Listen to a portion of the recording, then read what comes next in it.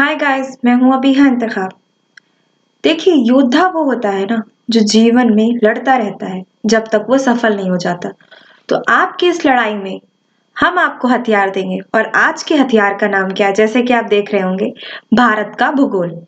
तो यहाँ पे मैं बिल्कुल शॉर्ट नोट्स के जरिए भारत का भूगोल लेके चलूंगी। जितनी इंपॉर्टेंट डिटेल्स है यहाँ पे कुछ भी नहीं छूटेगा आपको। देखिए, अक्सर मैं कहती हूँ ना कि ज्ञान उतना इकट्ठा करो जितना आपको सफलता के मार्ग पे बढ़ा सके।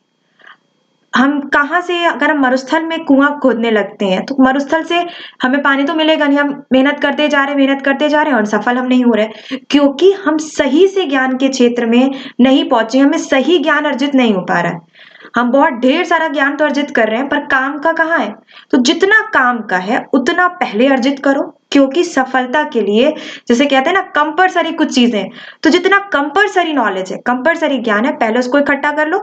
तो आज हम बिल्कुल वही अनिवार्य ज्ञान भारत के भूगोल में जितना है वो कुछ यहाँ से आपका नहीं छूटेगा। जितने इंपॉर्टेंट पॉइंट्स हैं यहाँ पे मैंने सारे के सारे लिखे हैं। आपको पीडीएफ की भी कोई जरूरत या कोई घबराहट इसमें नहीं होगी, क्योंकि जैसे कि थंबनेल में आप देख चुके हैं पहले से ही कि पीडीएफ आपको फ्री प्रोवाइड करवाया जाएगा। तो पीडीएफ का लिंक डिस्क्रिप्शन में दे दिया जाएगा, आप वहां से उसको डाउनलोड कर सकते हैं। तो चलिए अपने लेक्चर की तरफ बढ़ते हैं आज का, और भारत का भूगोल स्टार्ट करते हैं। देखिए, भारत के भूगोल में सबसे पहली चीज क्या देखते हैं? स्थिति। जब कोई व्यक्ति हमसे हमारा इंट्रो लेता है, हमसे हमारे पहले तो हमें नाम जब पता कर लेता है तो स्थिति पूछता है ना। अक्सर लोग क्या पूछते हैं? आपका लोकेशन कैसा है भैया, कहाँ पे आप रहते हो, एड्रेस क्या है? तो भारत का भी कुछ ना कुछ पता होगा ना, एड्रेस होगा कहाँ पे भारत है। तो अक्षांश और देशांतर रेखाओं में ही भारत होगा, क्योंकि पूरे ग्लोब में कौन सी रेखाएं फैली? अक्षांश रेखाएं, जो ऐसे बेड़े बेड़े में है, और देशांतर रेखाएं जो आप ऐसे देखते हैं सीधे सीधे में। देशांतर रेखाएं 360 है और अक्षांश रेखाएं 180 है। ठीक है, तो भारत भी उन्हीं अक्षांश और देशांतर रेखाओं के जाल में कहीं ना कहीं होगा। ठीक, तो जैसे कि हम यहाँ पे देखते हैं कि भारत कहाँ है? उत्तरी गोलार्ध में है। बिल्कुल सही, भारत कहाँ है? उत्तरी गोलार्ध में स्थित है। ठीक है, भारत की स्थिति हम देख लेते हैं उत्तरी अक्षांश में कैसी है। भारत की स्थिति उत्तरी अक्षांश में 8 डिग्री 4 टाइम, कितनी है? 8 डिग्री 4 टाइम है। 8 डिग्री 4 टाइम से 37 डिग्री 6 टाइम। उत्तरी अक्षांश में 8 डिग्री 4 टाइम से 37 डिग्री 6 टाइम में उत्तरी अक्षांश में स्थिति है। और पूर्वी देशांतर में कहां पे है भारत? 68 डिग्री 7 टाइम से 97 डिग्री 25 टाइम। यानी कि उत्तरी अक्षांश और पूर्वी देशांतर की ये जो रेखाएं वो बता रहे हैं, उन्हीं के बीच में हमारे भारत की स्थिति है। तो यहाँ पे जो आपको बताया जा रहा है कि उत्तरी अक्षांश की 8 डिग्री 4 टाइम 37 डिग्री 6 टाइम उत्तरी अक्षांश, पूर्वी देशांतर 68 डिग्री 7 टाइम 97 डिग्री 25 टाइम, जो यहाँ पे लिखा हुआ आपको दिख रहा है। ठीक है, हमारी नोट्स में आपको। तो यहाँ पे यहाँ पे हम ये आपको बताने की कोशिश कर रहे हैं कि उत्तरी अक्षांश और देशांतर रेखाओं के बीच में हमारा भारत है। ऐसे तो भारत हमारा उत्तरी गोलार्ध में, भारत का जो अगर हम स्थिति देखते हैं वो कहाँ है? भारत उत्तरी गोलार्ध में स्थित है। उत्तरी गोलार्ध में अक्षांश और देशांतर रेखाओं के बीच के जाल में। तो देखिए, हमारा जो भारत है ना, विषुवत रेखा जो गुजरती है, बहुत आराम से समझिएगा, विषुवत रेखा जो गुजरती है 0 डिग्री, जिसे हम भूमध्य रेखा भी कहते हैं, जो 0 डिग्री वाली रेखा होती है, भारत उससे ऊपर है, बहुत ऊपर है, क्योंकि भारत के 8 राज्यों को कर्क रेखा काटती है। भूमध्य रेखा नहीं काटती, मकर रेखा नहीं काटती, भारत के 8 राज्यों को, यानी एकदम बीच से कौन सी रेखा गुजरती है? कर्क रेखा गुजरती है। भूमध्य नहीं मैं बोल रही हूँ, मैं कर्क रेखा बोल रही हूँ। ठीक है, तो भूमध्य रेखा से यानी कि 0 डिग्री से काफी ऊपर है। वही चीज है जो भूमध्य रेखा है, अक्षांश रेखाओं में आती है, क्योंकि ऐसे आती है ना, तो ये उसके ऊपर है। यानी कि 8 डिग्री 4 टाइम से 37 डिग्री 6 टाइम से, मतलब हमारे भारत की स्थिति जो हम नीचे से देखेंगे और ऊपर तक हम जाते हैं, यानी दक्षिण से उत्तर में जाते हैं, वो क्या बताया जा रहा है यहाँ पे आपको कि 8 डिग्री 4 टाइम से 37 डिग्री 6 टाइम के बीच में पड़ती है। अब जैसे कि यहाँ पे लिखा है आपको पूर्वी देशांतर। अब पूर्वी देशांतर का मैटर क्या है? देखिए, इधर अगर हम बीच की देशांतर रेखाएं देखते हैं तो इधर का हिस्सा पश्चिम हो जाएगा, इधर का पूर्व में हो जाएगा। तो हमारा भारत पूर्वी देशांतर में पड़ता है, पूर्वी देशांतर में पड़ता है। तो पूर्वी देशांतर की स्थिति यहाँ पे आपको क्या बताई जा रही है? 68 डिग्री 7 टाइम 97 डिग्री 25 टाइम। तो ये स्थिति आपको काफी अच्छे से समझ में आ गई होगी। तो हमारा भारत उत्तरी अक्षांश और पूर्वी देशांतर में पड़ता है, और वैसे तो उत्तरी गोलार्ध में है ही है। संपूर्ण भारत का अक्षांशीय विस्तार कितना है? वही चीज है आपका 6 डिग्री 4 टाइम 37 डिग्री 6 टाइम उत्तरी अक्षांश के मध्य बीच है संपूर्ण भारत का। यहाँ पे आपको उत्तरी अक्षांश और पूर्वी देशांतर के बीच की स्थिति बताई जा रही थी, लेकिन यहाँ पे बस कुछ पॉइंट्स आप देख सकते हो कि 2 पॉइंट घटा दिए गए। संपूर्ण भारत का अक्षांश विस्तार बताया गया। संपूर्ण भारत का अक्षांश विस्तार कितना है? 6 डिग्री 4 टाइम 37 डिग्री 6 टाइम।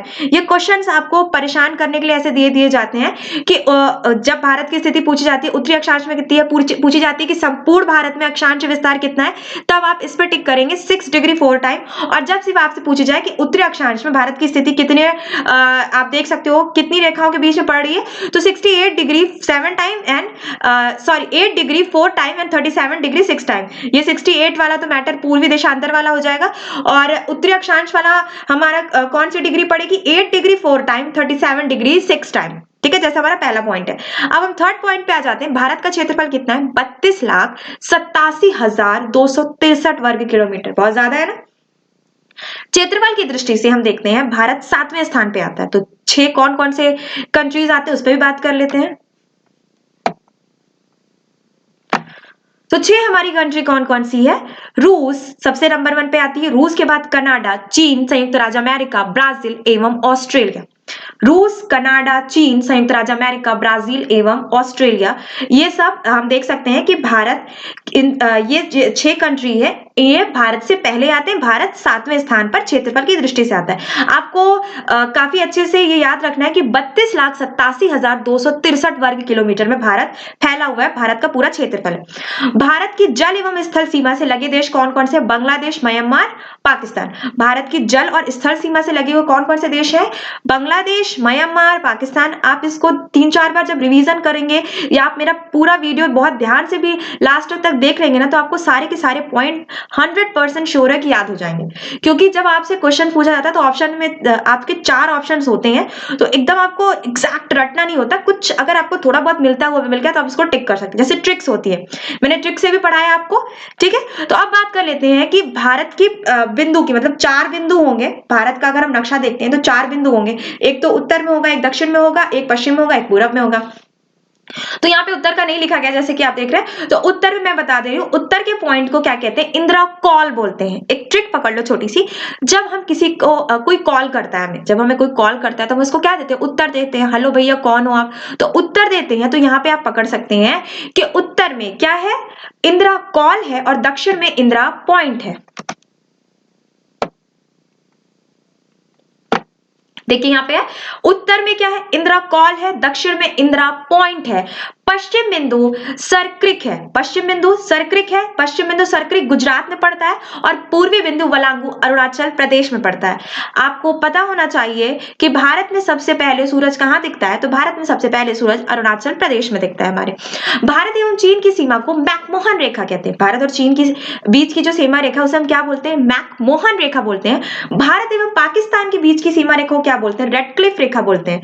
ठीक है, देखिए भारत और अफगानिस्तान की सीमा रेखा को भी डूरंड रेखा बोलते थे, लेकिन अब वो अफगानिस्तान भारत की सीमा के नहीं पास आता, वो पाकिस्तान और अफगानिस्तान की सीमा पड़ गई, क्योंकि जब 1947 के बाद भारत का बंटवारा हो जाता है। तो उस पर हम बात नहीं करते, हम भारत की बात करें तो भारत पे रहते हैं। तो भारत और चीन की सीमा की रेखा को हम मैकमोहन रेखा कहते हैं। भारत और पाकिस्तान की सीमा रेखा को हम क्या बोलते हैं? रेडक्लिफ रेखा बोलते हैं। भारत का मानक समय, ठीक है, जैसे कि आप देखते हैं कि अमेरिका का टाइम कुछ और होता है, इंडिया का टाइम कुछ और होता है, सऊदी का टाइम कुछ और होता है। क्यों ऐसा होता है? क्योंकि सूरज की किरणें हर टाइम पे सीधी रोशनी नहीं डाल पाती। हमारी पृथ्वी घूम रही है, इस घूमने की वजह से दिन और रात परिवर्तित होते हैं। तो हर जगह टाइम अलग अलग होता है, क्योंकि हर हिस्सा सामने एकदम सीधे से नहीं आ पाता, वो घूमता रहता है। ठीक है, अब बात कर लेते हैं भारत का मानक समय जो है वो इलाहाबाद के निकट मिर्जापुर से गुजरने वाली आप देख सकते हो 82 डिग्री पूर्वी देशांतर रेखा को माना गया है। 82 डिग्री पूर्वी देशांतर रेखा को माना गया है। भारत वैसे भी, भारत की स्थिति हम देख चुके हैं पहले, कहा है? पूर्वी देशांतर में है। भारत का मानक समय इलाहाबाद के मिर्जापुर से गुजरने वाली जो रेखा है, इलाहाबाद के मिर्जापुर के गुजरने वाली रेखा से 82 डिग्री पूर्वी देशांतर रेखा को माना गया। ये ग्रीनविच के समय से 5.5 घंटा आगे, मतलब जो ग्रीनविच का समय पूरा वर्ल्ड का समय उसी के हिसाब से देखते हैं हम। तो जो ग्रीनविच का समय है उससे भारत का समय कितना है? 5.5 घंटा आगे चलता है। अब हम बात कर लेते हैं भारत के भौतिक स्वरूप की। देखिए भारत का भौतिक स्वरूप क्या है, देश के कुल क्षेत्रफल का, बहुत आराम से समझिएगा, देश के कुल क्षेत्रफल का 10.7% भाग, 10.7% भाग पर उच्च पर्वत श्रेणियां हैं, उच्च पर्वत श्रेणियां हैं।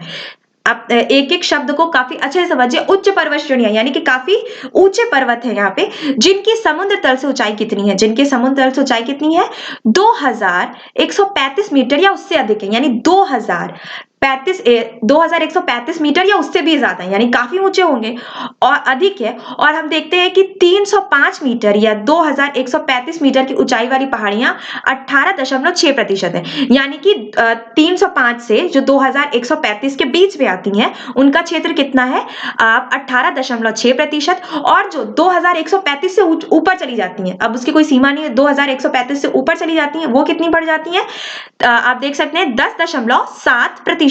ठीक है, अच्छे से आप इसको याद कर लीजिए तो ज्यादा अच्छा है आपके लिए। 43% भूभाग पर विस्तृत मैदान का विस्तार है, मतलब 43% के एक विस्तारित भूभाग पर क्या है, मैदान है भारत में। भारत का जो हम भौतिक स्वरूप की बात कर रहे हैं। नेक्स्ट पॉइंट पे हम आते हैं, हम देखते हैं भारत की जलवायु।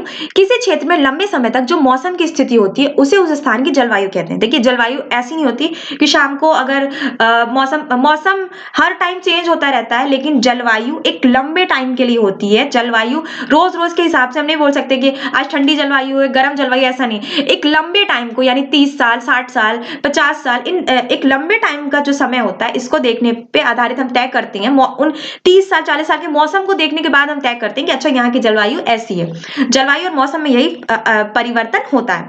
ठीक है, अब हम देखते हैं कि किसी क्षेत्र में लंबे समय तक जो मौसम की स्थिति होती है उसे उस स्थान की जलवायु कहते हैं। लंबे समय तक, मैंने ये नहीं बोला 1-2 महीने की नहीं। ठीक है, भारत की जलवायु उष्ण कटिबंधीय मानसूनी जलवायु है। भारत की जलवायु क्या, उष्ण कटिबंधीय मानसूनी जलवायु, क्योंकि भारत के बीच से कौन सी रेखा गुजरी, कर्क रेखा गुजरती है। भारत के बीच से कर्क रेखा गुजरती है, जैसे कि हमें पता है भारत के 8 राज्यों से होकर कर्क रेखा गुजरती है। अब बात कर लेते हैं हम सेकंड पॉइंट में, भारत में मौसम संबंधित सेवा सन 1875 ईस्वी में आरंभ की गई थी। मौसम संबंधित सेवा यानी कि मौसम के बारे में जानकारी देने के लिए कब से स्टार्ट किया गया था, 1875 ईस्वी से आरंभ किया गया था। तब इसका मुख्यालय शिमला में था। तब इसका मुख्यालय कहाँ था, शिमला में था। अब इसका मुख्यालय पुणे में है। तब शिमला में था लेकिन अब पुणे में है। क्वेश्चन अक्सर ऐसे बनते हैं कभी कभी कि भारत का जो मौसम संबंधित जो मौसम मुख्यालय है जिसमें मौसम की जानकारी में प्राप्त होती है, वो जब स्टार्ट किया गया था, प्रारंभ किया गया था, तब उसका मुख्यालय कहाँ पे था, या पूछा जाएगा कि वर्तमान में इसका मुख्यालय कहाँ पे स्थित है। तो वर्तमान में आप पुणे बताएंगे और उसके पहले आप क्या बोलेंगे, उसके पहले मुख्यालय इसका शिमला में था। अब बात कर लेते हैं भारत की प्रायद्वीप आकृति के कारण दक्षिण पश्चिम के मानसून 2 शाखाओं में विभाजित हो जाते हैं। हमारे देश में मानसून कहां से एंटर करता है, दक्षिण पश्चिम से एंटर करता है। क्यों टेढ़े एंटर करता है, ये तिरछी तो रेखा हो गई, क्यों सीधे नहीं, क्यों या तो दक्षिण से आए या पश्चिम से आए, या तो आप कह सकते हो उत्तर से आए या पूरब से आए, क्यों दक्षिण पश्चिम से एंटर करता है। देखिए हवाएं जो चलती हैं वो दक्षिण पश्चिम के तरफ से चलती है, तो सीधी क्यों नहीं चलती, क्यों तिरछी हो जाती है, क्योंकि फैरल का नियम लगता है। फैरल ने क्या कहा था, फैरल ने कहा था कि हवाएं क्या होती हैं, घूम के आती हैं, हवाएं सीधी नहीं चलती, हवाएं घूम के आती हैं। जो चक्रवात की स्थिति होती है, चक्रवात में गोल गोल हवाओं का बवंडर उठता है ना, तो यहाँ पे वही चीज आपको बताई गई कि हवाएं घूम के आती हैं, इस कारण मानसून दक्षिण पश्चिम से इंटर करता है। और जब मानसून दक्षिण पश्चिम से इंटर करता है तो वो टकरा जाता है। वो क्या करता है, टकरा जाता है, और टकराने के बाद वो 2 शाखाओं में परिवर्तित हो जाता है। क्या होता है, 2 शाखाओं में परिवर्तित हो जाता है। पहली शाखा हमारी क्या कहलाती है, अरब सागर की शाखा, और दूसरी शाखा हमारी बंगाल की खाड़ी की शाखा है। एक शाखा कौन सी है, अरब सागर की शाखा, और दूसरी शाखा हमारी है बंगाल की खाड़ी की शाखा। अब बात कर लेते हैं भारत की मिट्टी के बारे में। भारत की मिट्टी की स्थिति हम देखते हैं। भारत की मिट्टी को हम जैसे देखते हैं कि मुख्यतः निम्न वर्गों में विभाजित किया गया है। कौन कौन से वर्ग हैं, मुख्यतः 4 वर्ग हैं। जलोढ़ मिट्टी जिसमें खादर और बांगर दोनों मिट्टियां आती हैं, काली मिट्टी, लाल मिट्टी, लैटराइट मिट्टी। काली मिट्टी कपास की खेती के लिए काफी उपजाऊ मिट्टी होती है। ठीक है, काली मिट्टी किसे बनती है, जो ज्वालामुखी से लावा निकलता है उससे काली मिट्टी का निर्माण होता है। अब भारत की कृषि में बात कर लेते हैं। देखिए जैसे कि हम सबको पता है कि भारत एक कृषि प्रधान देश है। भारत एक ऐसा देश है, कृषि प्रधान देश है। यहाँ पे कृषि पे ज्यादा फोकस किया जाता है। भारत की जो पहली पंचवर्षीय योजना थी, उसके ज्यादातर उद्देश्य किस पे आधारित थे? कृषि पर आधारित थे। वो ज्यादातर कृषि को बढ़ावा देना चाहते थे। ठीक है, तो भारत के कुल क्षेत्रफल का लगभग 51% भाग पर कृषि, 4% भूभाग पर चारागाह जैसे कि जो पशुओं को चराने के लिए जो चारागाह बनाई जाती है, चारागाह 4% भूभाग पर है। लगभग 21% भूभाग पर वन एवं 24% भूमि बंजर है। भारत में सबसे ज्यादा वन्य क्षेत्र कहाँ पाए जाते हैं? किस राज्य में? मध्य प्रदेश में पाए जाते हैं। देखते हैं हम यहाँ पे कि 21% भूमि पर क्या है? वन है, 24% भूमि बंजर है। भारत में खाद्यान्नों के अंतर्गत आने वाले कुल क्षेत्र के 47% भाग पर चावल की खेती की जाती है। किसकी खेती की जाती है? चावल की खेती की जाती है। भारत में मुख्य खाद्य फसल चावल है। भारत की मुख्य खाद्य फसल क्या है? चावल है। विश्व में गेहूं उत्पादन के में चीन के बाद भारत दूसरे स्थान पर आता है। चीन पहले स्थान पे आता है और चीन के बाद भारत दूसरे स्थान पर आता है विश्व में। अब जनगणना की हम बात कर लेते हैं। भारत की जो जनगणना होती है वो भारतीय संविधान की धारा 246 के तहत संघ द्वारा ही की जाती है। 246 के तहत 246 धारा के तहत जो भारत की जनगणना का दायित्व होता है वो किसका होता है? संघ का होता है। स्टेट मदद करती है आपकी, लेकिन उसका पूरा का पूरा, जैसे आप बोल सकते हैं, निर्माण करता कौन होता है? जो पूरा इसको कंप्लीट करवाता है, पूरा प्लान स्टार्ट करता है जनगणना का, तो वो सेंट्रल गवर्नमेंट होती है, केंद्र सरकार के अधीन होती है। जनगणना हर 10-10 साल के गैप पे की जाती है। जैसे 2011 में हुई तो 21 में होगी, जैसे 2001 में हुई थी वैसे 2011 में 10-10 साल के गैप पे की जाती है जनगणना। जनगणना क्यों महत्वपूर्ण है? क्योंकि गवर्नमेंट जब कोई पॉलिसीज बनाती है ना, तो वो ये देखती है कि उसके देश में कितनी जनगणना है और कौन सी जनगणना में हम देखते हैं कि महिलाएं ज्यादा हैं कि पुरुष ज्यादा हैं, जैसे कि आप देख सकते हो युवा वर्ग ज्यादा है कि वृद्ध वर्ग ज्यादा है, ये सब पता चल जाता है जनगणना के तहत। तो जब गवर्नमेंट पॉलिसीज बनाती है तो इसके लिए काफी हेल्पफुल होता है जनगणना के जो डेटाज होते हैं, क्योंकि जब हमारी फैमिली में हमें पता होता है कितने लोग हैं तो हम फिर उस हिसाब से अपना घर चलाते हैं। मतलब कम लोग हैं तो ज्यादा अगर पैसा आ रहा है तो अच्छे से चलाएंगे, और अगर ज्यादा लोग हैं पैसा कम आ रहा है तो अपना बजट मेंटेन करके हम चलाते हैं। तो गवर्नमेंट भी उसी लिए जनगणना करती है। जनगणना बहुत महत्वपूर्ण होती है हर कंट्री के लिए, और हर देश जनगणना करवाता है ताकि उसको ये पता चल सके कि उसकी जो जनसंख्या वो कितनी तेजी से बढ़ रही है या घट रही है। उसके संसाधन के लिए जो उसके पास जितने संसाधन है क्या वो उनके अनुरूप है या नहीं है, तो उस पर काम करता है। तो आज का लेक्चर आपका यहीं पे खत्म होता है और इसका पीडीएफ का लिंक डिस्क्रिप्शन में दे दिया जाएगा। तो चलिए आज का वीडियो यहीं पे